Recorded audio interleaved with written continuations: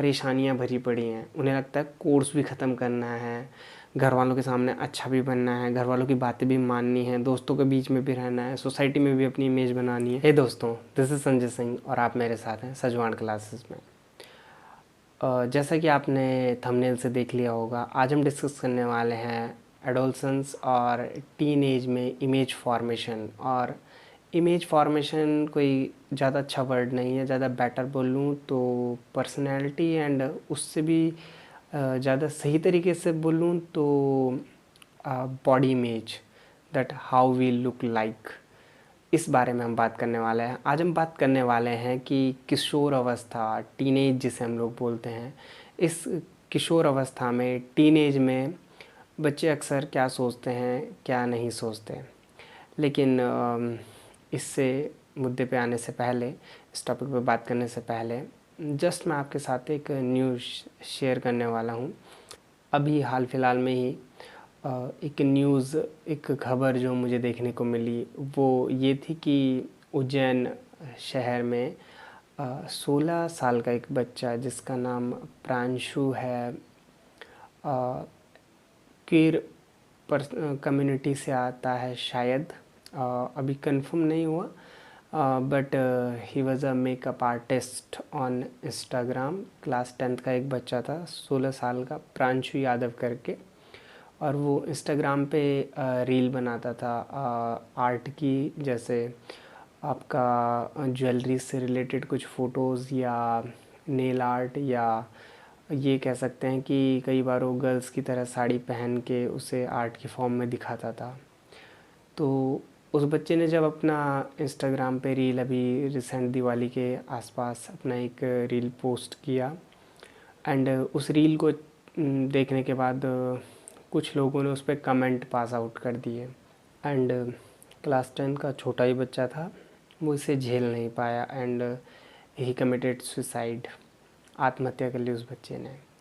अभी इस बारे में कंफर्म नहीं है कि आत्महत्या के पीछे असली कारण क्या था, लेकिन मैंने न्यूज़ चेक की तो इंडियन एक्सप्रेस पे भी मुझे कुछ ऐसे ही देखने को मिला एक आर्टिकल।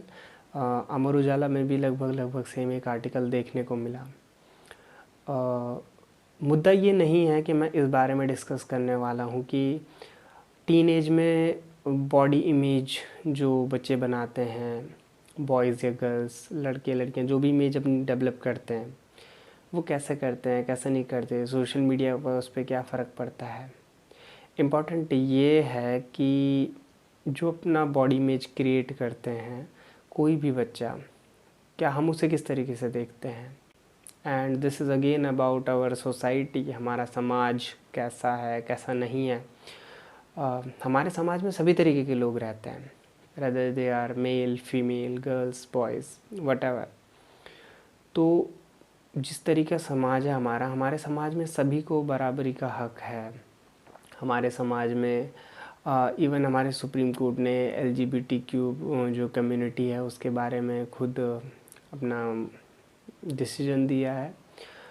लेस्बियन, गे, बाइसेक्सुअल, ट्रांसजेंडर, क्वीर, ये जितनी भी कम्युनिटीज़ हमने डिवाइड कर रखी हैं, बता रखी हैं, कैटेगराइज कर रखी हैं, उसके हिसाब से सभी को राइट्स हैं, हक सभी के पास हैं।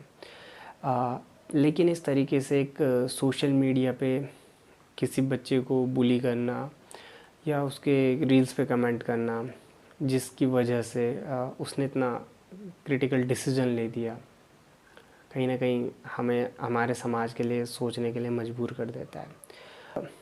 खैर, हमारा मुद्दा अभी ये नहीं है। हमारा मुद्दा बेसिकली ये है कि उम्र बढ़ने के साथ साथ टीनेज आने पर, एडोल्सन आने पे बच्चों में कौन कौन से नॉर्मली चेंजेस आते हैं और नॉर्मली उनकी थॉट प्रोसेस, विचार क्या होते हैं, क्या नहीं होते।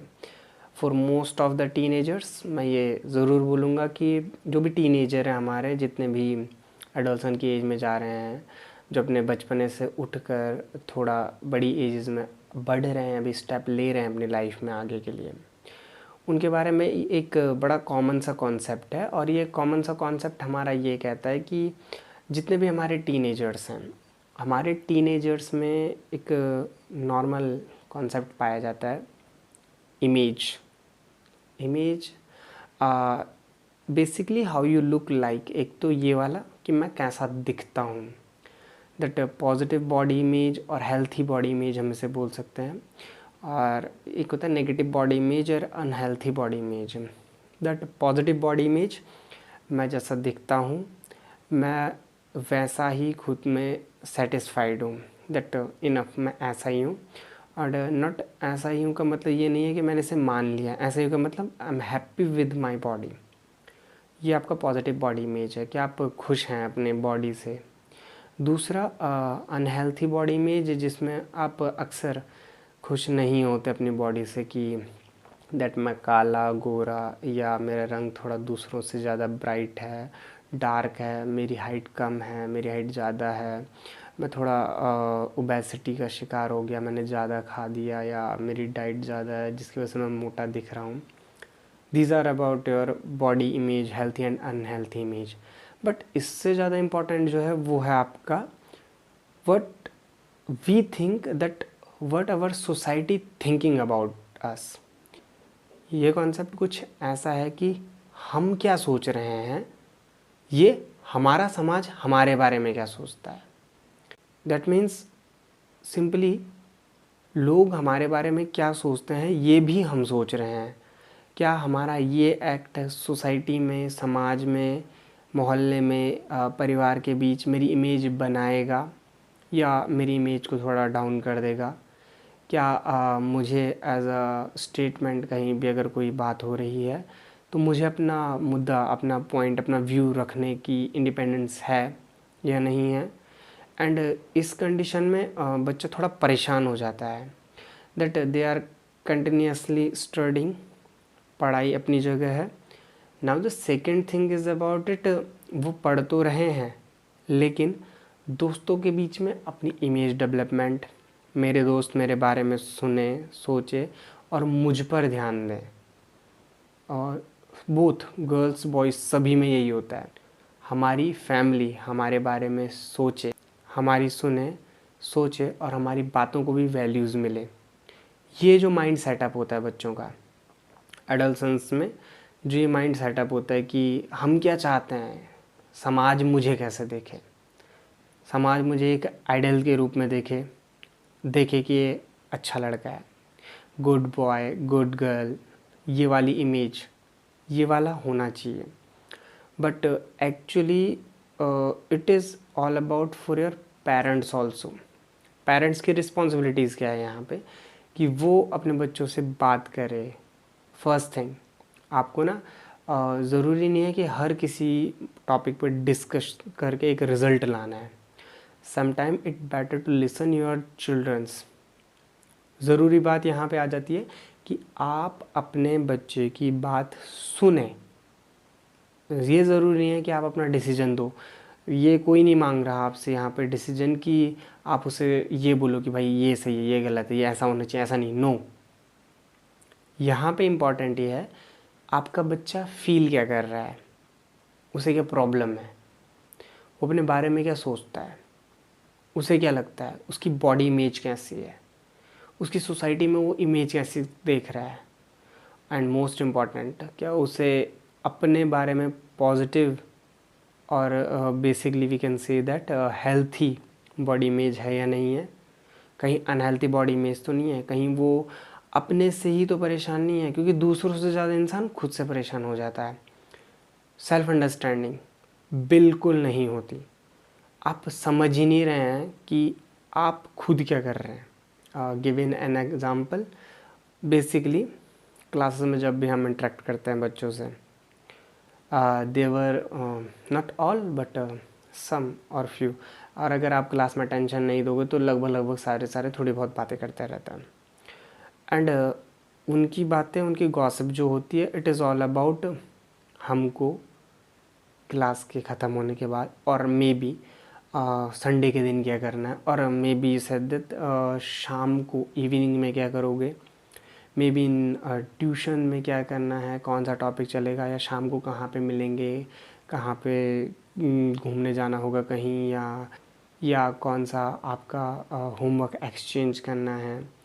या किसी के पास कोई होमवर्क रह गया है, कौन से क्वेश्चन थे, वो ये बातें क्लासेस में चल रही होती हैं, वो क्लास पे ध्यान नहीं देते। एंड जब उनका एक्चुअली इवनिंग टाइम पे कहीं ट्यूशन का टाइम होता है या कहीं घूमने जाने का टाइम होता है, at that time they were thinking about the class. उन्हें उस टाइम क्लास की चिंता होती है कि हाँ क्लास में ये काम था, क्लास में ये काम रह गया, क्लास में ये काम करना था, ये काम नहीं हुआ, एंड होमवर्क क्या था क्या नहीं था क्लास का।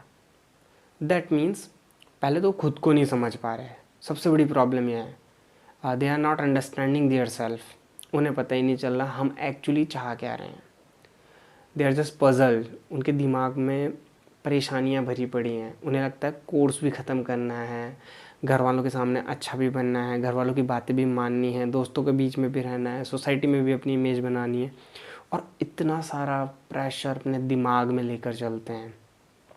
एट दैट टाइम अगर कोई सोशल मीडिया पे कोई पोस्ट कर देता है एंड अगर उससे सोशल मीडिया से पॉजिटिव रिव्यूज़ मिलते हैं तो उसका मेंटल हेल्थ अच्छा हो जाता है। But in the case of Pranshu around of 14,000 से ज़्यादा, 14,000 के आसपास, उसे थोड़े ज़्यादा ही फॉलोअर्स हैं प्रांशु के। एंड दैट टाइम उन्होंने रील पोस्ट की। एट दैट पर्टिकुलर रील बहुत सारे गलत कमेंट आ गए।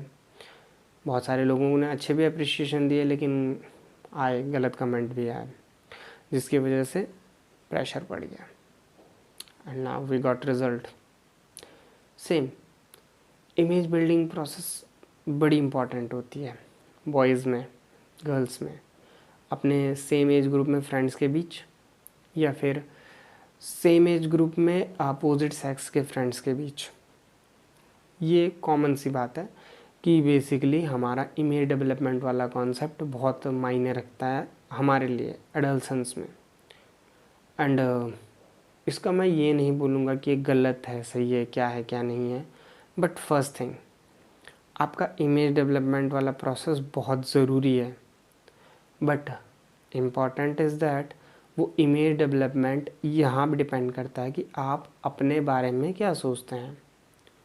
फर्स्ट आपको अपने को समझना है, दूसरे को नहीं। एंड द सेकेंड, जहाँ पे चीज़ें समझ में ना आए, यू शुड और you must talk with your seniors और योर पेरेंट्स और Elder, what ever you have, जिसके साथ कंफर्ट रखता है, उनसे ये चीज़ें क्लियर कर लो। बिकॉज एडोलसेंस में अगर आप लोग अपना इमेज ख़राब करते हैं अपने लिए, तो ये आपका लाइफ लॉन्ग चलता रहेगा। एंड सेकेंड थिंग, आपको अपनी लाइफ में अच्छे डिसीजन लेने के लिए एक अच्छा मेंटल हेल्थ होना बहुत ज़रूरी है।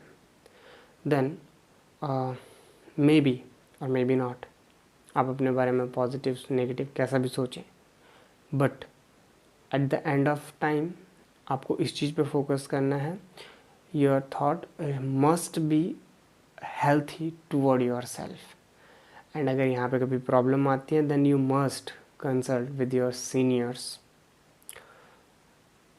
That's all. Then even the case of Pranshu was too disappointing. I don't think so. जो लोकल गवर्नेंस होगी वो इसे ऐसे ही जाने देगी। They must take an action.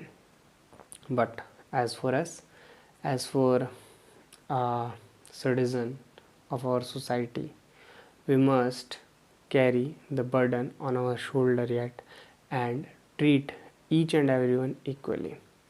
सभी को एक समान, एक जैसा लेके चलना पड़ेगा। That's all.